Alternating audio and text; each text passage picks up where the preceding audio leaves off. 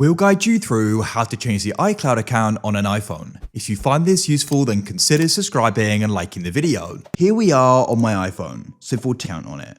Perhaps somebody else is going to be using the iPhone, so you no longer want yours on it and they want to go and add theirs. So make sure it's this full guide to know what to do, because then they can have their iCloud account and go and access the data on it. For example, contacts, photos, and more. So what you can do is you can go and open up the settings app on the iPhone, just here as you can see. So at the top, you'll go and see the account which is currently used, Apple account, iCloud, and more. You can go and tap on it just to go and confirm it here. What you need to do is you need to go and start scrolling down. You go and see the devices, and you want to find the option for sign out. If it goes and says it's unavailable due to restrictions, what you need to do is come out of here, scroll down and find the option for screen time.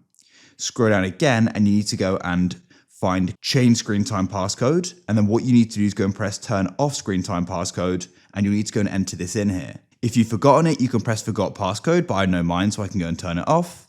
Then you can swipe back. You may need to go and swipe up and close the settings app for things to refresh. Otherwise, you can try tapping on it. Scroll down and you can see the sign up button's now available and we can tap on it.